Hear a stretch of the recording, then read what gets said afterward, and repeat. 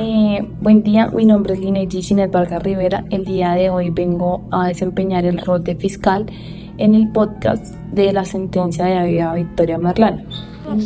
Hola, buen día. Mi nombre es Andrés Felipe Padilla Villamil y hoy vengo a relatarles lo que fue la intervención de la defensa de Aida Victoria Merlano en su proceso penal.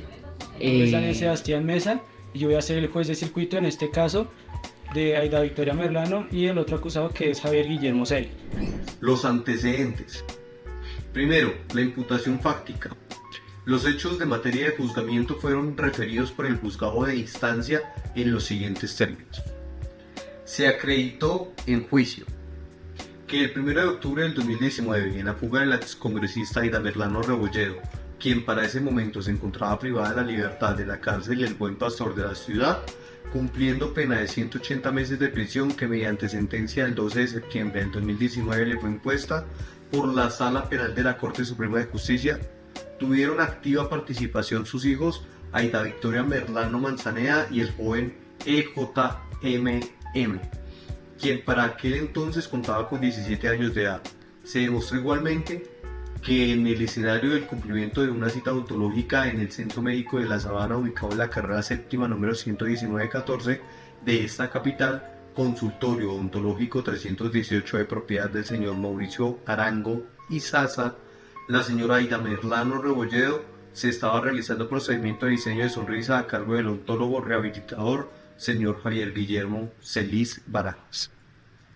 Procedimiento que tardó aproximadamente entre 2 o 3 horas y durante el cual estuvo acompañada por sus hijos Aida Victoria y EJ, quien habría ingresado al centro médico los elementos indispensables para que su madre materializara la fuga, entre ellos una soga desde la cual la señora Merlano Rebolledo descendió por la ventana del consultorio denominado Rehabilitación, ubicado en el tercer piso del edificio, y los guantes para ello utilizó.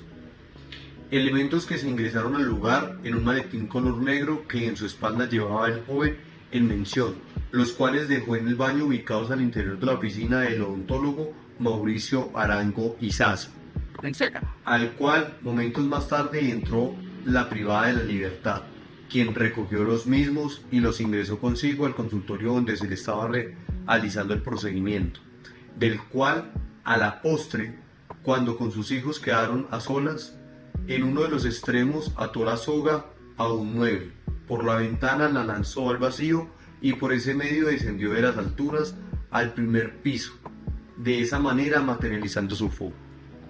Inicialmente voy a identificar a las partes involucradas en el proceso.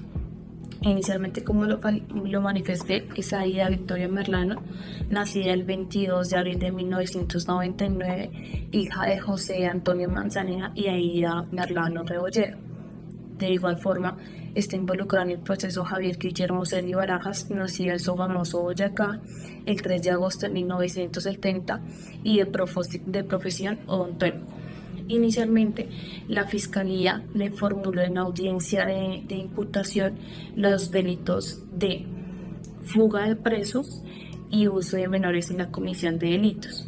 Este conjunto de delitos se los imputó a los dos procesados como coautores de estos delitos. Mas, sin embargo, la comisión de instrumentalización de uso de menores se le presentó como agravada a la imputada Aida Victoria Merlano en ocasión que instrumentalizó presuntamente a su hermano para la comisión de este delito. Al odontólogo Celi Barajas, el uso y la instrumentalización de menores de edad se le imputó como modalidad simple. Y los dos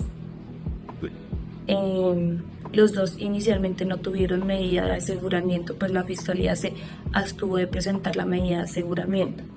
Mas, sin embargo, en la audiencia preparatoria se dio fallo condenatorio en los cuales se les condenó, no como inicialmente se les había catalogado como coautores, sino como cómplices del delito de fuga de presos y uso de menores en la comisión de delitos, agravada a Aida Victoria Merlano. Mas, sin embargo, respecto a la duda razonable que se presentó en el proceso con base al señor Javier Guillermo Celi, él quedó absuelto del proceso. Entonces, básicamente voy a darle unos pequeños ítems que se tuvieron en cuenta en la primera instancia.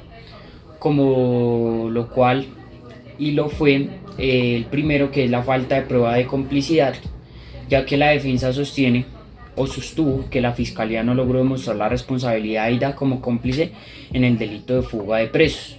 Según la jurisprudencia colombiana, para establecer la complicidad se requiere demostrar un convenio previo o concomitante al delito y el dolo necesario. La defensa argumenta que no se presentó evidencia suficiente que respalde estas afirmaciones, lo que es fundamental para la imputación de la complicidad. En segundo momento, tenemos como la estructura de la prueba indiciaria, ya que la defensa critica la estructura de la prueba presentada por la fiscalía, que se basó en indicios de oportunidades sin una base probatoria sólida. La jurisprudencia colombiana establece que los indicios deben ser suficientes y estar debidamente fundamentados para que se pueda inferir la culpabilidad de un acusado. La falta de una base probatoria clara que puede llevar a la absolución del acusado en este caso. Conocimiento de la edad del menor, que es nuestro tercer ítem. En relación con el uso de menores de edad en la comisión de delitos, la defensa argumenta que Aida Victoria Merlano no tenía conocimiento de la edad del menor involucrado, quien aparentaba ser mayor de edad. La jurisprudencia resalta la importancia del conocimiento del sujeto sobre la ilicitud de sus actos, y si no se puede probar que Aida conocía la edad del menor, no se puede imputar responsabilidad penal.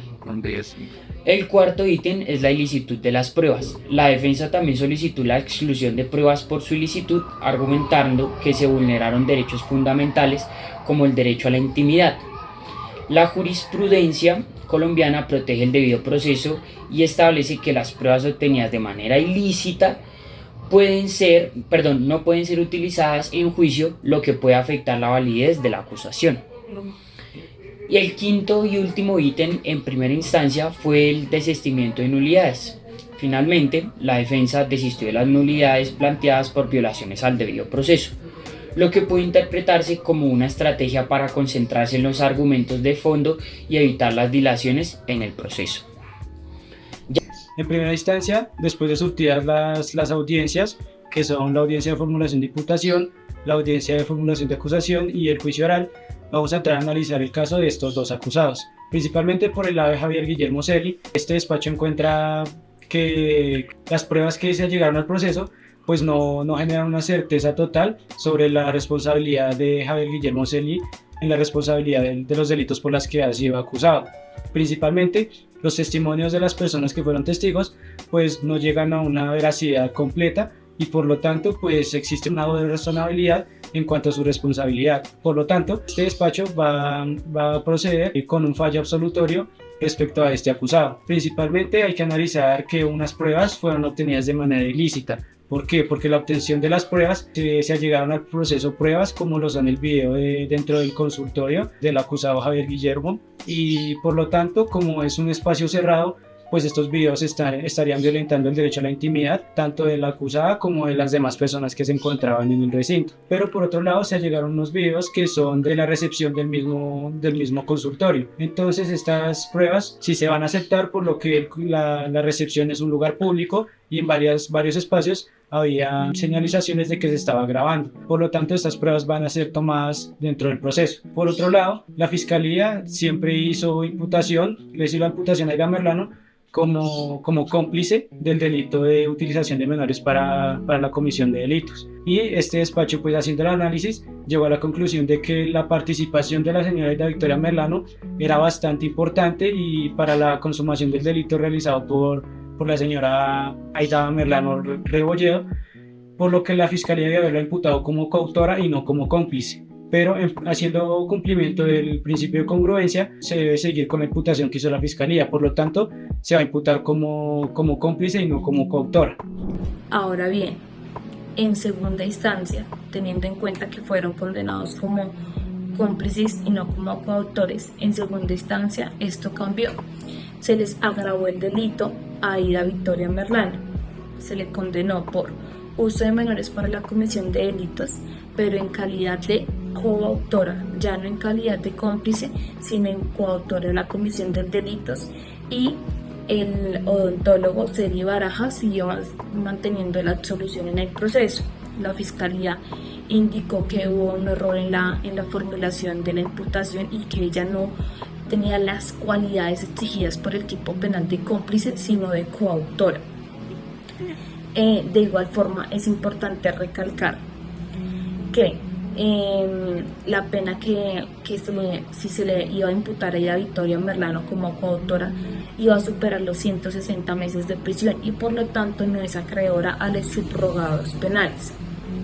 Esta sentencia fue apelada ante la Corte Suprema de Justicia y pues aún se estaba esperando al fallo condenatorio porque se le agravó la situación que inicialmente tenía. Esa fue la imputación que realizó la Fiscalía General de la Nación con base en estos dos delitos. Ya en segunda instancia, el caso de Aida Victoria Merlano y su defensa, liderada por el abogado Miguel Ángel del Río, presentó un recurso de casación ante la Corte Suprema de Justicia con el objetivo de anular la condena de 13 años y 8 meses de prisión impuesta por el Tribunal Superior de Bogotá. El abogado del Río argumentó que hubo una falta de claridad y precisión en la comunicación de los hechos jurídicamente relevantes durante el proceso. Además, señaló que se valoraron pruebas sin el debido control de legalidad posterior por parte de un juez de control de garantías. En particular, cuestionó la admisión de elementos audiovisuales que mostraron la fuga de la excongresista Aida Victoria Merlano desde un consultorio odontológico en la ciudad de Bogotá, alegando que no fueron sometidos al control judicial correspondiente. La defensa también destacó posibles errores en la formulación de la imputación del delito de uso de menores de edad para la comisión de delitos, solicitando la nulidad de lo accionado desde la imputación de cargos.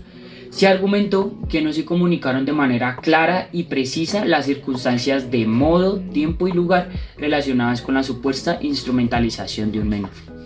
Bueno, eso fue básicamente un pequeño resumen de lo que fue la primera y segunda instancia en el caso de la tan famosa Aida Victoria Merlano. Muchísimas gracias para todos, un saludo. República de Colombia, Tribunal Superior del Distrito Judicial de Bogotá, Sala de Decisión Penal. Magistrado ponente Fabio David Bernal Suárez. Con el radicado 2019-026-7702. Procedencia, Juzgado 20 Penal del Circuito de Conocimientos. Procesados, Aida Victoria Merlano Manzaneda y otro. Delito, fuga de presos y uso de menores de edad para la comisión del delito. Acta 31 del 18 de marzo del 2024. Objeto de la decisión.